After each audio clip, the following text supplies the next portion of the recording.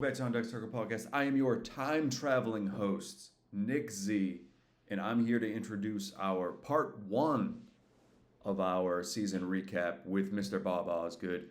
So, when we recorded last week, we actually went a little bit longer than we usually do, so we're breaking up into two parts. So, this is going to be part one, and I also just want to thank Bob for joining us. You can find Bob at Bob Osgood15 on X or Twitter, whatever you call it. You can find him on the Red Seat podcast, which I am an avid listener to.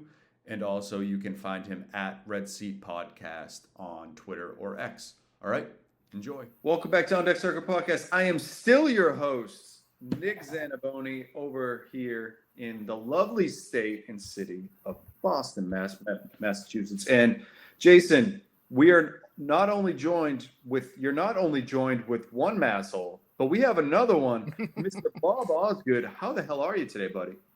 Doing great. I got 2 invites this year. That's incredible. I can't believe after the last one I was asked back. So thank you for having me. This is always a blast. And Bob, the views on the last one were unbelievable. So you have unreal. People are wonder why that was. Bob Osgood. I think I was shirtless for half that episode. That's probably why. I think that had to have been it. Our female listenership went up so much. Jason, excellent. How have you been, bud? Good, man. I love the dropping of the mass holes in the first 30 seconds of the video. Love a good mass hole. You cannot say that, Jason. No. Is that derogatory? Is that derogatory when it's within? Yes. Only Bob and I are allowed to say it tonight. I see how that works. Before I get in too much trouble, we're going to start with our cold open question of the week. I've had weeks, even months, to think about this question. And you know what? I came up with it about 20 minutes ago because this is a late recording for me. As everyone knows, I like to be in bed by around 9. It is currently 9 at the time that we are taping this, so it is not live. I just did a spoiler. I was watching Dancing with the Stars with my lovely wife, and I would like you guys to tell me what baseball player, current, would win Dancing with the Stars, and you need to give me a reason. All right? 3, 2, 1, go.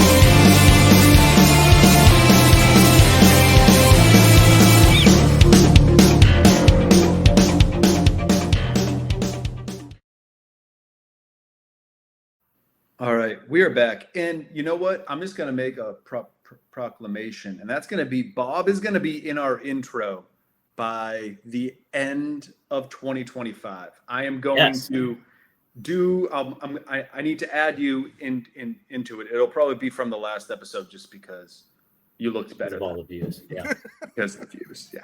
So, all right. The shirtless Bob. Who would you think would win Dance with the Stars? Well, it's Josh Naylor. You remember the old Chippendales Chris Farley skits from like the mid-90s? I feel like if you've got the second slowest sprint speed in all of baseball, but you still steal 30 bases, that you have to win Dancing with the Stars. If he comes out with that bod, but with those moves and how much he snuck up on everybody with the steals this year, it's Josh Naylor. I love that answer, Bob. I had no idea what you were going with. But how about you, Jason? I went more like prototypical, and I'm gonna go with someone like it's hard to decide, and it was either Francisco Lindor or I kind of got the vibe of Edwin Diaz, with the Tommy trumpets when he comes out for his thing. I feel like he would just vibe with the salsa and just get down crazy with the salsa dancing on Dance with the Stars. That's a dance they use, right? Salsa dance. That's like that is indeed a dance. I feel like I'm gonna go Edwin Diaz.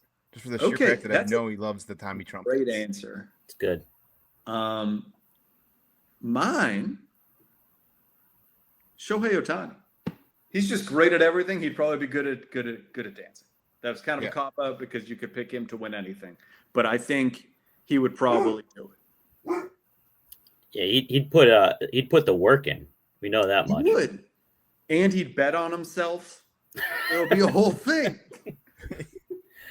Yeah, I mean that's a great point. He would definitely be paying some people off for votes. You would think, right? I mean, he can pitch, he can hit, he can dance. He's also got the money to sue all of us. He's got it's an easy win.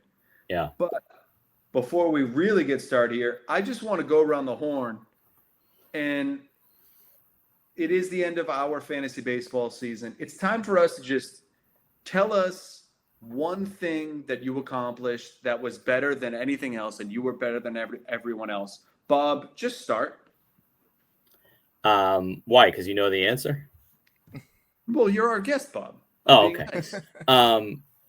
Well, I beat Nick's ass in the Nerf League, among some other people this year. I didn't win too many leagues. I won 2 leagues this year, but I did win Nerf.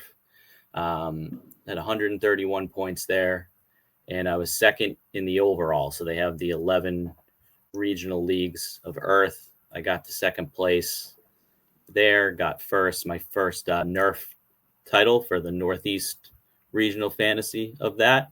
Hell. So that was exciting. It's a competitive league. It's an in-person draft, and I just stress with anybody that if you can do one in-person fantasy league draft each year, whether that's baseball or football or both, it's just so much better, to just have a gathering and not just be in a room with the robot yelling at you that your time is ticking down and all of that. It's just great to get together with that group every year, and kind of adds, gets the juices flowing a little more when people are, talking trash. So yeah, it was a fun draft. It was a fun league. It's competitive. It's one of those leagues that everybody's still doing fab ads till the end of the season. Yep. So, I feel like in victory lap that one. Yeah. Yeah. And to toot my horn, when we did our Nerf recap pod, I said you had the best team. You did. And you would have thought it was just because I was on the show, Nick. But no, it's you just meant because I'm good at evaluating fantasy baseball teams. I'm not good at drafting them. I'm good at evaluating them. Oh, you had your win, at least a win, right? Oh yeah. Don't worry, Bob. Yeah. We'll get to that. Yeah. Mr. Sell Jason, yourself short. What do we got? There has to be many victories. There's not many, but I do agree with Bob. Getting in-person drafts is such a nice refresh. A lot of us, in the industry and do a lot of these, we'll call them quote unquote expert drafts, to do the slow drafts, which just become almost a norm probably since the pandemic, and maybe even before that. I'm not sure, but the refresh of getting in person with people and actually getting on a clock of 2 minutes to pick versus I got 8 hours to make my pick is such a refresh. Slow drafts, yeah. Yeah, the slow draft is just it's getting worn down on me. Love the refresh. We just did football. We just had football drafts recently. Had a couple of those in person. It's nothing better than an in person draft.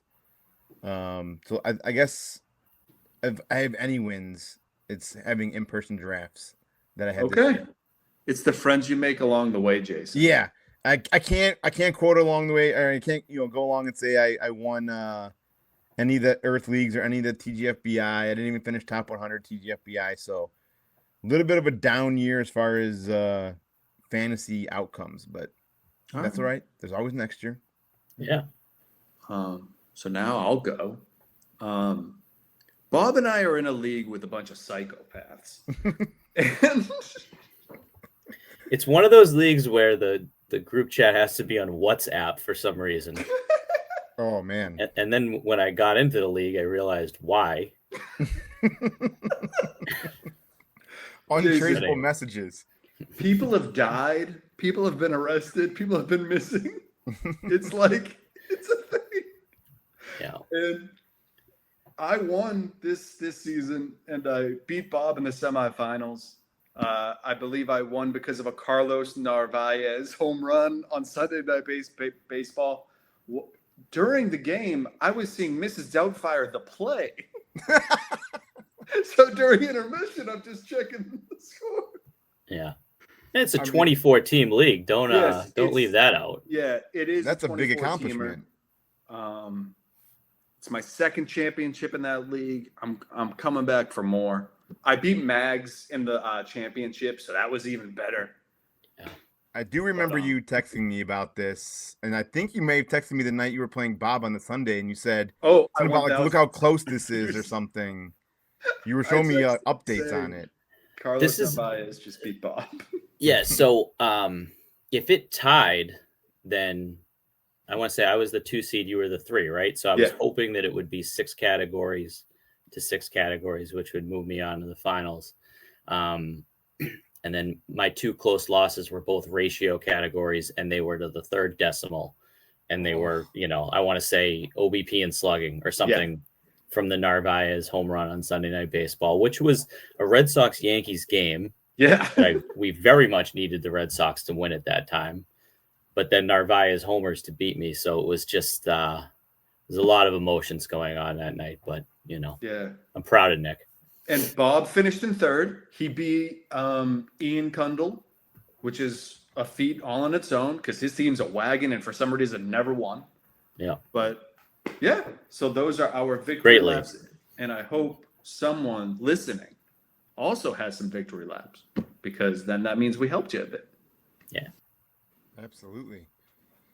All right, well, that's our season review on our actual fantasy baseball leagues. Let's get into some of these guys. I thought it'd be kind of a go around here and give us some of the guys that either you rostered and thought was a team winner for you, or may have not been on your team and was also probably a team winner for you, as well as some guys that have seen the rise or the fall in dynasty outlooks. I know I don't do rankings, but I do have we all have our own individual outlooks on players and where we mentally rank them, right? So kind of go through some of the risers and fallers, both a hitter, pitcher, and a prospect for those risers and fallers, and then just kind of go just general, take this whole episode to kind of go through what we've kind of thought of the 2025 season and any sort of surprises or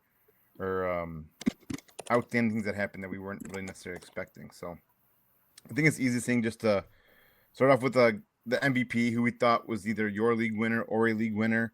I think we'll just, Nick's got the wild card, so we'll leave him for last. And so that means we'll give Bob the floor first. He's our guest, and we talked about some names here. Why don't you go talk about your MVP for a hitter there? Yeah, and this was going to be my kind of fantasy MVP before he had his biggest moment, which was on Monday night in the Game 7, and that's George Springer. Unbelievable when you start kind of breaking down what Springer did this year compared to just where his career curve was at and his age. He's 36 years of age now. And for him to bounce back after, I wouldn't even say injury plague seasons. He hit 220 a year ago. And that was in 614 plate appearances. For him to come back this year with Toronto, hit 309 and have a 399 on base percentage, 32 homers, 106 runs, 18 steals. Just whether you played in an OBP league or a batting average league, George Springer carried you. And for me, it's just about where you drafted him, really in any league. I'm sure he was affordable via trade in dynasty leagues, but I'm looking at a couple of drafts that I had Springer in. The Nerf that we were just talking about, he was around 17 pick in a 15-team league. I had a DC that I cashed in as well, where he was a 16th round pick and he gave you $30 worth of value. And on that DC that I finished in second, he was my most valuable player dollar wise. I took Ellie De La Cruz in round 1. He was worth $27 and Springer was worth $30. Springer was ahead of guys like Corbin Carroll, Fernando Tatis, Junior Caminero, Pete Crow Armstrong, like these players that we talk about all the time and that were league winners.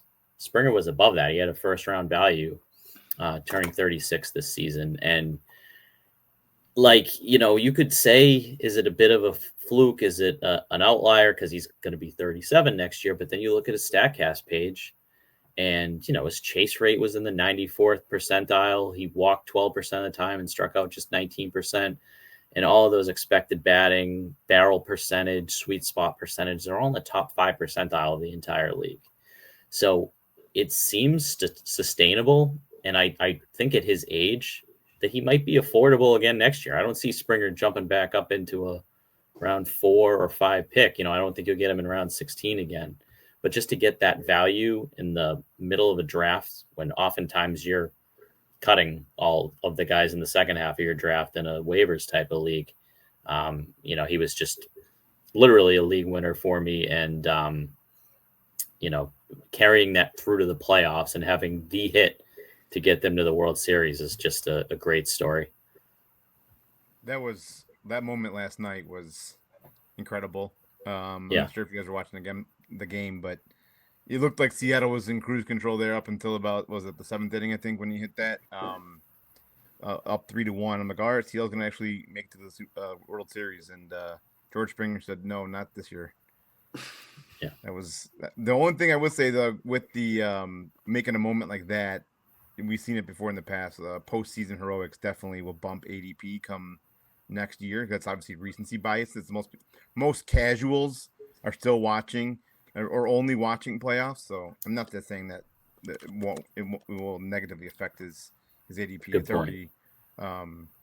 It's already, like I said, I think he'll still be a better ROI than what you're going to get on his ADP, even with these, depending on what happens in the World Series. But yeah, I like the call on George Springer. He's always been, dating back to his Astro days, he's always been that really good power. The speed's not quite there anymore, but the power's still there. So really like the George Springer and call him MVP. Yeah. Question. Is this like the best, maybe like Ortiz at the end, but like this could be like the best 36-year-old season we've ever seen, right? Or like, did Bonds play that long or no? Yes. Okay, so Bonds. So Ortiz, non-performance enhancing. Yeah. Okay. 36-year-old season. Yeah. Because a whole lot of people played well into their late 30s. That's fair. Maybe you were too young for that, Nick. I might have been, but 37 is crazy old. Yeah. No, and that's kind of my point here is like I can't believe what the StatCast page looks like and how hard he's still hitting the ball. And he did all of that. Like I said, $30 first round value. He missed 22 games. He played 140 games, so he missed 13% of the season. I know he had a concussion, a couple other minor things, but he hasn't been. It looked like he might be an injury type of player. 2021, he only played 78 games. 2022, 133, but he's been on the field by and large for the last 3 years. And just kind of the skills came back this year. So it'll be interesting to see if he can carry that over. Yeah, that's like realistically in like a 12-team league, he could have went undrafted. Yeah. Reserve pick. Yeah, like late. Like that's crazy value. I love that pick, Bob. Great job. Yeah, sorry, I was just getting mesmerized by his Savant page here, digging a little bit deeper into it. Yeah, and if you look, over the years past, he always made good contact, hard contact, and that obviously lines with the power. So, George Springer, all in for sure. We'll save Nick's wildcard one more time here. I'm going to talk about my chalky pick, and that's Aaron Judge. I know you Boston fans love to hear this content. It's not much of in line, right? It is super chalk. You're talking about arguably the first overall pick in your fantasy draft, at least not the first, the top 3, but for rightfully so, right? He led MLB batting average over 300 yet again, as well as on base percentage. He has on base of over 450. So whether you're in an average league or an OBP league, he's giving you great ratios there. Led the league in WRC plus. He was the only qualified hitter to have over a WRC plus over 200. And even we have kind of really seen the numbers for the stolen base numbers kind of dwindle a little bit, but he did contribute 10 plus stolen bases this year. So you're talking about a 5 category contributor. And that makes 50 home runs and 10 stolen bases 3 of the last 4 seasons. And the only season he didn't do was in 2023 and he's injury shortened. So again, he's a top 3 overall pick for a reason. And not to say that if you had him, you won your league, but I think you got a strong case to now going into 2026. Is it Judge or is it Ohtani at 1-1, which has kind of been over the last like 2 years. Yeah, I guess Bobby Witt was in that mix. Yep. You know, I made the mistake of taking Ellie De La Cruz over Aaron Judge, prioritizing steals, and in one of my leagues, and you just realize how, you really need the home runs and the RBI to compete. Like those numbers are, you have to get to a certain number with those, and Judge giving 53 to you, or Ohtani 55, or one other guy that I feel like Nick's probably going to say, but if he doesn't, I'll bring up. You really needed one of those names, or Kyle Schwarber 56. Like there's some crazy home run numbers this year. And then you got like a whole bunch that were in the 30 range. So it's like you would need 2 of those to kind of make up for what an Aaron Judge did. You'd have to hit on 3 picks to cancel that out. Yeah, and like to your point, I'm pretty sure I picked like 3rd or 2nd overall in TGFBI, and I'm almost certain I took Bobby Witt over Judge just for the fact, like you said, you prioritize steals. We were on pace for another 30-30, hopefully even 35-35 with Bobby Witt, and it just wasn't there this year. Definitely regretted that. I did almost honorably mention I was going to pick J-Ram, who we saw have another monster season, especially in the stolen base department, went up to 45 steals, 30-plus home runs, super nice on base percentage and average too. So he's up there too. But yeah, I don't know what Nick's wild card is here for his MVP, but I'm interested in here. Bob, who do you think I'm going to say? I think you're going to say Cal Raleigh. No, fuck Cal Raleigh. Okay. Yeah, that seems fair. Sorry. Yeah, that was crazy, Bob. So I looked at this a bit differently than you guys did.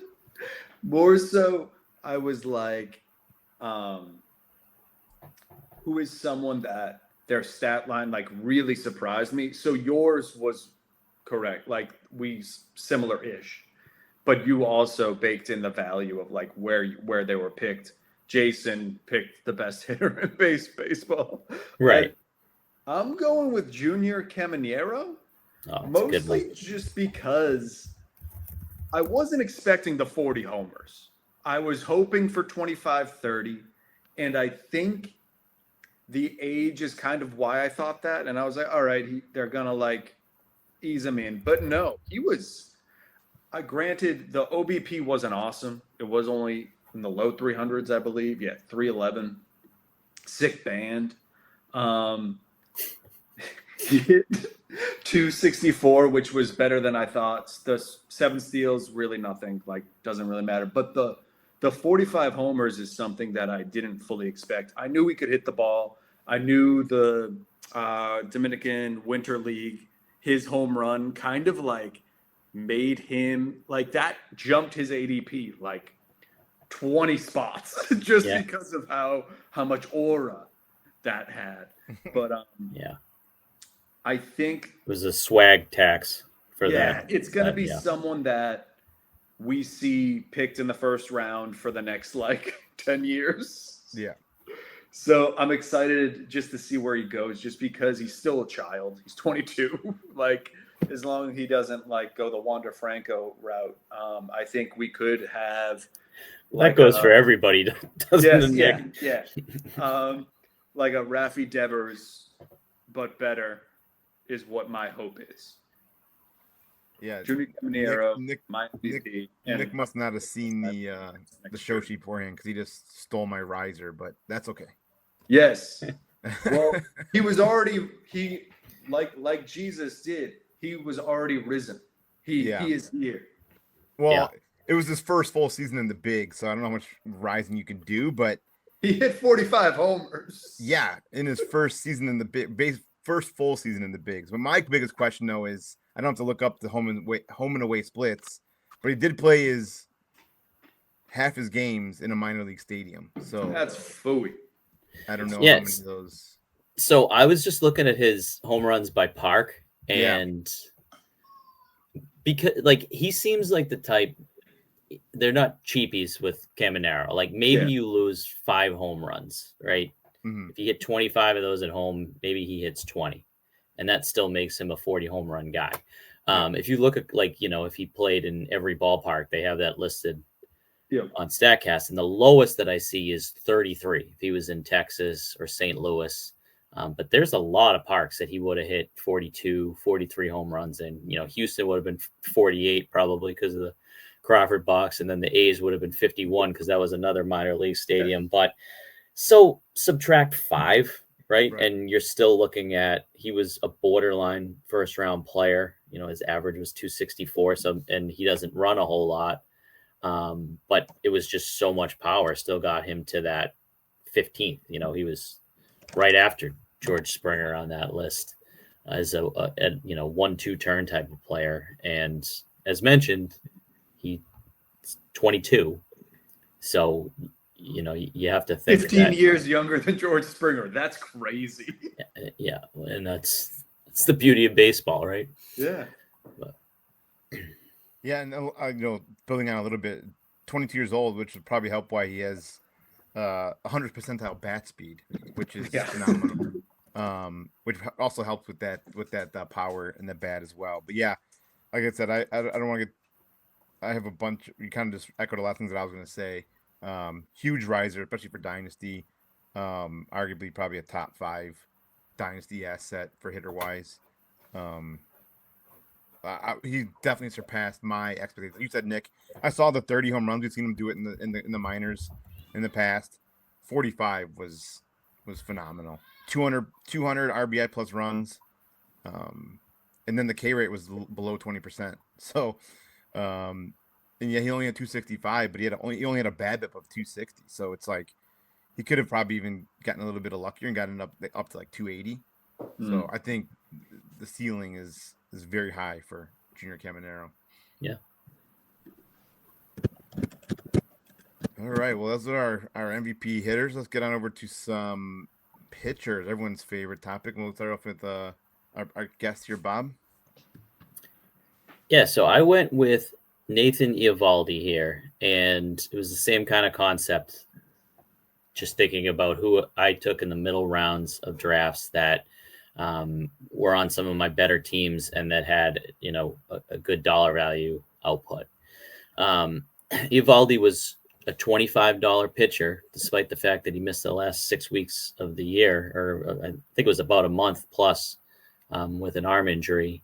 I had taken him in the 14th round in the main event, and then also in that Nerf league that I was referencing at the 14-15 turn. And he ended up, if I just kind of search by starting pitchers only, he was the 14th ranked starting pitcher at the end of the season, and that was missing, 5 or 6 weeks at the end. And really, it was just such a vintage season for Eovaldi, and it's the same thing year after year. I feel like he's undervalued. He's going to be on the IL twice. You just kind of have to sign up for that, but that's kind of within the cost. He threw 130 just elite innings. He actually threw 171 a year ago, but before that it was 144, 109. He really just sits in that 130 to 140 innings range, but it's always just like top quality innings because not only does he have a good ERA, but his walk rate is always low. It's under 2.5 for his career. This year was 1.5 per 9, and his WHIP was 0.85. And you might have some of those, strikeout upside Dylan Cease type of guys that you build your staff around, but you need to have the WHIP to cancel things out. And as I've played more, I'm just more conscious about my ratios. Like I would rather have ERA and WHIP, which are 2 different categories, try to be at the top of those. And then, if I'm middle of the pack in strikeouts and maybe I can find a couple of different guys on waivers to make a push in that category, or switch to 2 start guys late in the season, you can do that. But it's just like Eovaldi is the perfect kind of ratio builder when we're talking about Roto. And it just, like I said, he's been in that same range. I think he's going to go earlier this year because there are fewer, just like steady year after year starting pitchers that are kind of have been as reliable as him. But yeah, I don't know. I think even if you can get him this upcoming season as like a SP4, he was more like a 5 or a 6 this year. And just, I don't know. He's a really fun pitcher to watch because I love watching a strike thrower who keeps the game moving. And that's really what he's been. And, we in Boston back in 2018 have positive vibes about Eovaldi. He was there for 5 years, but even going back to him pitching in relief in an 18 inning playoff game, that's just who he is. He took the ball in relief to throw an inning or two, and before you know it, he's thrown 7. And he had 2 Tommy John surgeries. It doesn't matter. He just takes the ball. And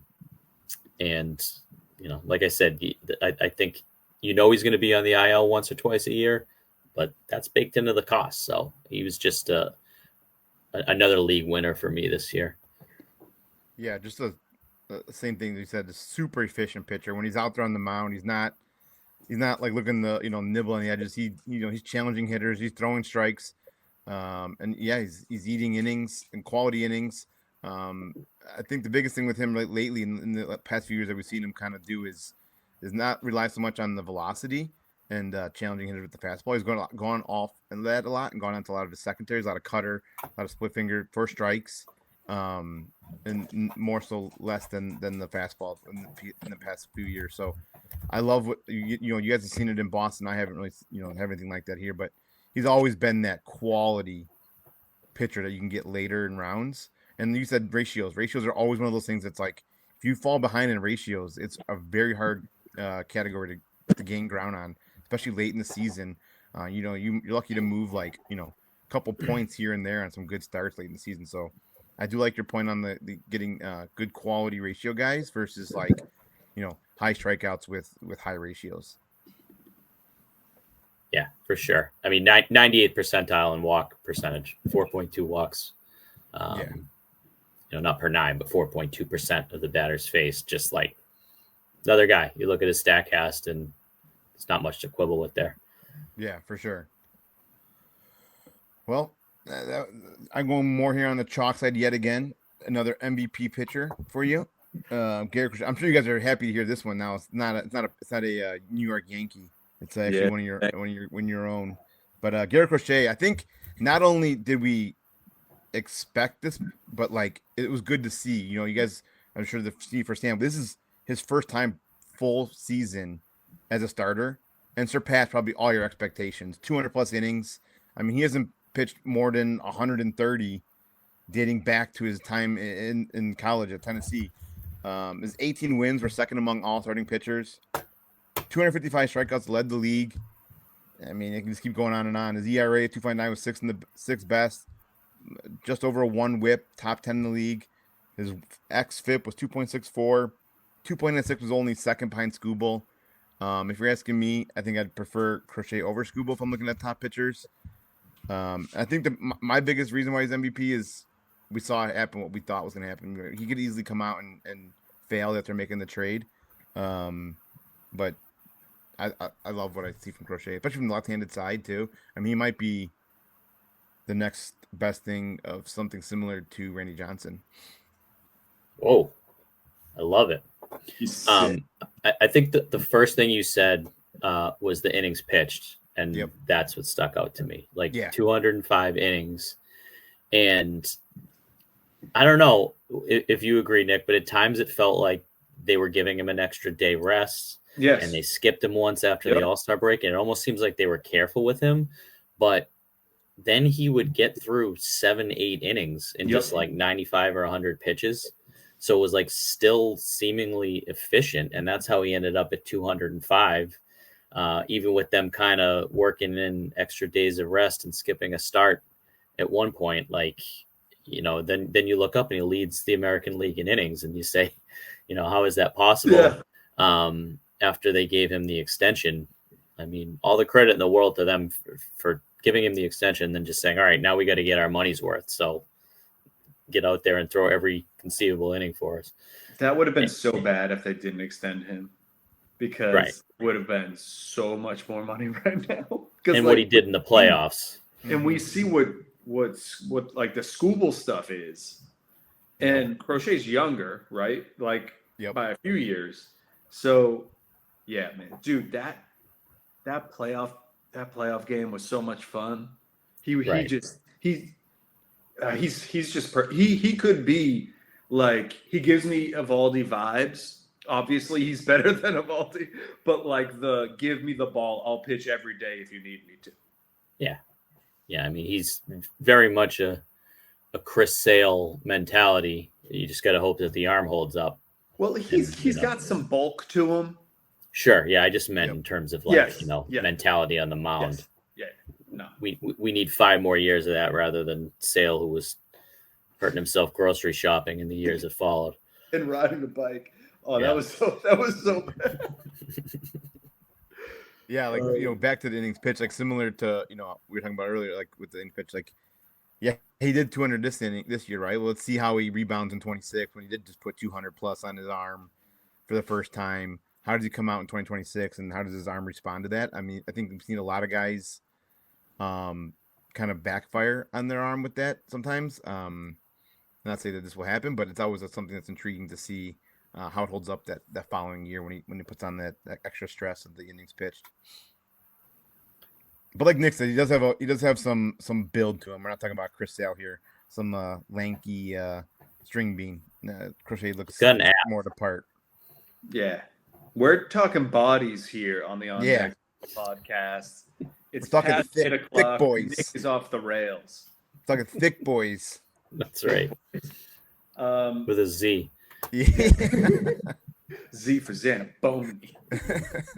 I'm actually going Nick? with another Red Sox pitcher. His name is Aroldis Chapman.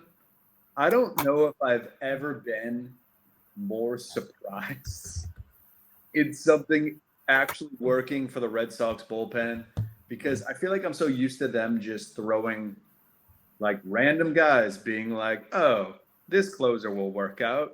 He was good 5 years ago. But then like he was unbelievable. He was like historically good. And it was such a dumpster fire for him. I think it was Pittsburgh, right? Was his last stop, I think. Yeah. Pittsburgh. And he's kept walking guys. He barely walked anybody and struck guys out, didn't give up a lot of runs, 32 saves, like just was not expecting that at all. And I think in like drafts like a Nerf or TGFBI, he was picked somewhat early just because closers go. But like an average redraft, I think he was going very late. So I'm definitely excited that worked out. I'm nervous, if I'm being completely honest, about 2 years of this. But as long as he's like half as good as he was this year.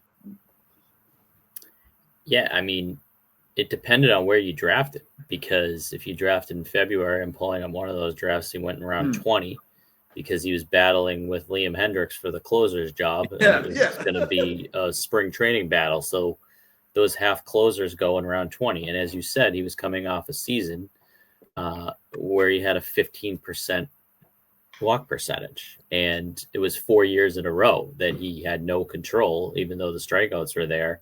It's difficult to give that person the job if they're not going to throw strikes. And then he just figured it out. 2.2 walks per 9, which he's literally never done in his career. Like he didn't do that with the Yankees. He didn't do that with Cincinnati or the, couple months with the Cubs, like any of that. So that was what was just so incredible about it. And it's $24 pitcher in 15-team leagues. Red Sox had the number one starting pitcher in fantasy was on the Red Sox. The number one relief pitcher in fantasy was on the Red Sox. And here I am thinking they were a disappointment this year. So that tells you what their hitting was like and the other decisions that were made. They shouldn't have bought at the deadline, Bob. Oh, God.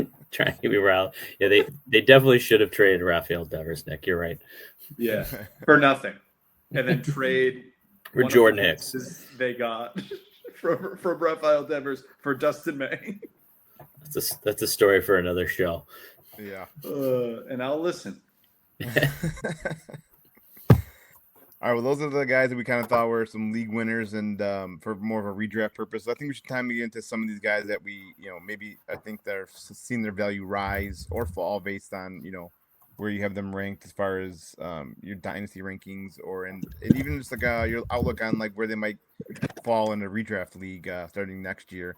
And I think we'll go start with risers first. We'll kind of go around the horn here, and Bob's our guest, so we'll let him go first on his riser here.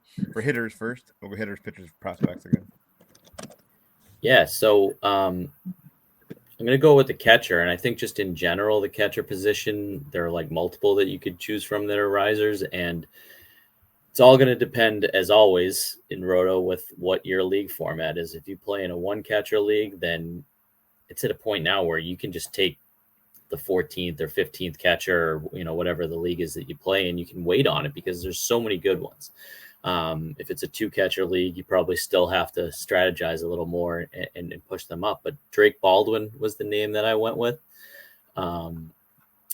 He was somebody that kind of came up in May, and I got a couple of shares on waivers, and then he was dropped in a lot of leagues because he was just splitting time with Sean Murphy.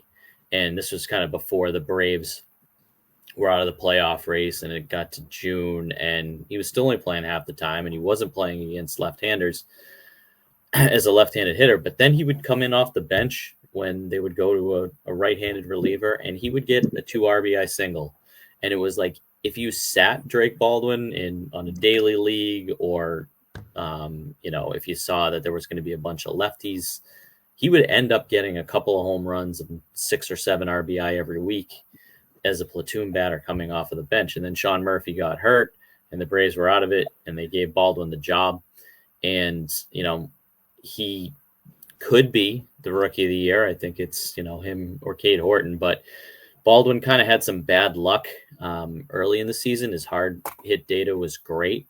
And if you just looked at the hard hit data and said, he's producing when he's out there, his average probably should be higher than it is.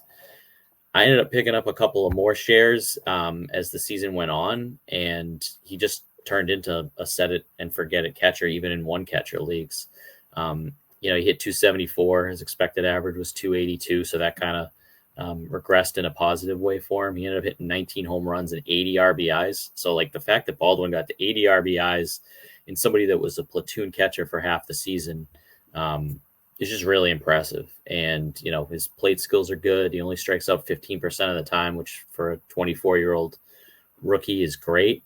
Hits the ball hard, has good bat speed. And, I think they're probably just going to kind of give him the job to run with it going forward. I don't know. I kind of might be too high on him. I think that the Augustine there on the Marlins, I think that's a similar type of catcher, maybe in that range, but they feel like they should already be in that 5th, 6th, 7th best catcher going into next season based off of what we saw this year. Yeah. There was a stretch, in the first half of the season where Drake Baldwin looked to be the runaway rookie of the year and just having a phenomenal stretch there. Like I said, in a part-time manner. And at the point where we got to the point where like, are they going to just give him the full-time catching duties? And obviously they didn't, but yeah, he was stellar all year, but most importantly in the beginning of that first half of the year. I think you alluded to, right. I think there's a lot of good catchers right now, and a young movement at the catcher position too. A lot of these old heads are kind of getting out of the way now, and we're starting to see some of the younger guys come up and actually prove that the catcher position is not just a fill-in spot anymore, which is great for 2-catcher leagues. You can kind of wait on some of those guys, get them a little bit later. You don't have to go quite as reach high on the 2-catcher leagues. I love the Drake Baldwin call out here. I thought he had a really good first year, and I'm excited to see what he can do going forward here. And to see that he probably will get the full-time job here after impressive first rookie year. I don't know contract situation, but Travis Darno, is he still under contract there? It seems like he'll be there forever, but you mean Murphy? Oh yeah, Sean Murphy. Yeah, if he could stay healthy too. I feel like he was always in like trade talk with the Red Sox, like Baldwin or Murphy? Murphy. Yeah. He's got a long term. He's deal locked that in. is. Jesus Christ! He's Until I 2020 forgot he's even as a club option. Yeah, he's got 3 more years, 15 per year. Yeah, That's gonna be a tough one to move. Yeah, that guy can't stay on the field. I forgot he was even there. That's how little he even played this I think year. Darno's with the Angels, if I remember correctly. Yeah, that's too much money to have a young, controllable catcher that's better. Yeah. They're gonna, if they want to trade him, they're gonna have to probably eat half of that money. Yeah, for sure. Which, I mean, with a name and a track record of Murphy, that's definitely possible. But I don't foresee them maybe not quite as quickly getting off of Sean Murphy for Jake Baldwin, just because of the young, unprovenness compared to Sean Murphy's track record. As long as Murphy can stay healthy, then yeah, they'll hold on to him for sure. Yeah. All right. Let's see. Well, my riser was already taken. Nick stole that for his MVP. Junior Caminero, again, 22 years old. Arguably a top 5 dynasty asset going forward for hitter concerns. More echoing of what happened earlier. Just excited to see what the next few seasons hold in Tampa. And I would love to see some speed. He did have 9 stolen bases this year. I know speed was a bit of his game in the minors. I guess when you're rounding the bases on one hit, you don't have to really steal the base. So there goes a lot of those stolen bases. It's a good call. You don't have to steal them when you're rounding them. When you're hitting homers there. Yeah, exactly. All right, what do you got for riser for your hitter, Nick? Yeah, so mine. No, it's playing. Andy Pages. Is it Pages or Pages? Pages. This is a guy that I believe our former co-host, Dave, you did a Down on the Farm with Andy Pages that sounds right, years ago. So I feel like I've just known him for so long. So there's a prospect fatigue for me. And I just assumed he wasn't good because I was like, I've heard this name for so long. He must not be good.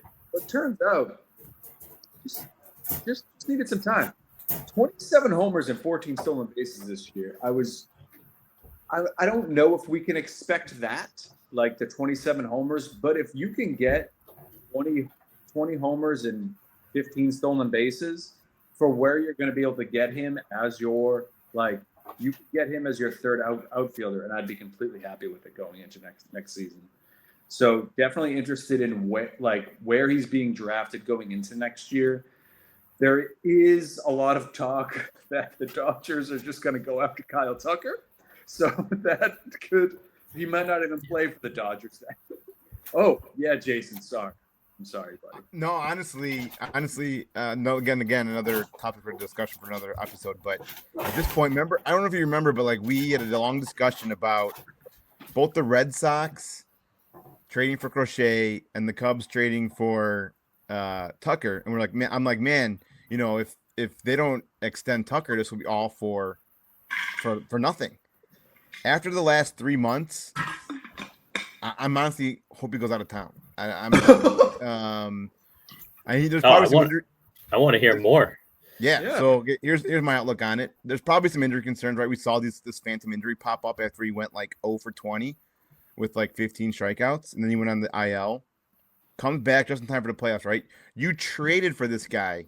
Game 5, 2 on, 2 out, strikes out, right? You literally trade for a middle order bat for that exact moment, and he strikes out.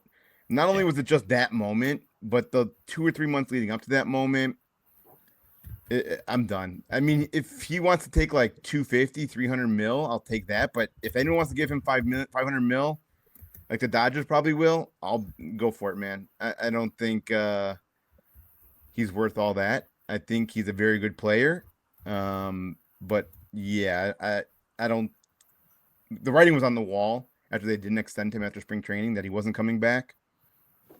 There was a lot of speculation that he might, they're still working on it, but that was just not the case. They literally traded those guys away for this one season, which kind of worked out in their favor.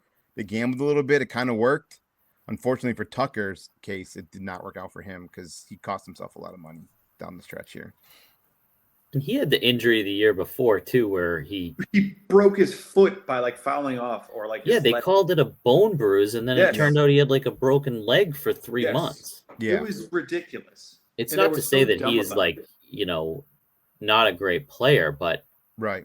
I just feel like we're going to see a number on Kyle Tucker as the top free agent, because whoever is the top free agent is usually, at least, from a hitting perspective, like he's not going to get Juan Soto money, but just think about what Ohtani and Soto and what the top free agent hitter tends. It's going to be a stupid number. Yep. So yeah, I mean, he's a great player, but I don't know if he's on that superstar level to commit $400 million to or something. Totally agree. He wants to come back for $250 around that. I'd pay $250 for 10 years, but yeah, I mean, I'm not going any higher than that. He's a little bit above. I don't know what his WAR was last year, but he's got to be like a 2 or 3 WAR player. Maybe if he's lucky on a good year, 4 WAR player.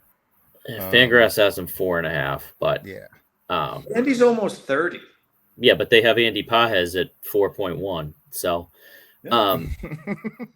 even if Tucker went to LA, I think Pajes would still play. I think it'd be Teoscar.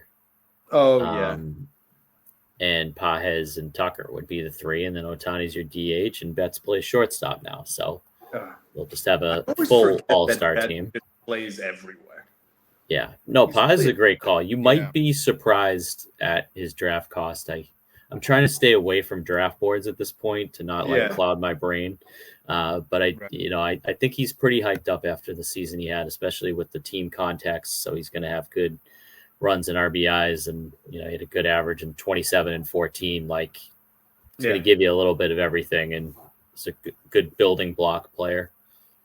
Yeah, I had him in, especially like in the five outfielders, like TGFB. I had him in there, and he was probably my best outfielder on that team. It was a great year for Pajes. I good call on that, Nick. He was a great player. It also helps when you're getting 85 RBIs on a team that's got the bases full of all the time when you're up to bat. Yeah.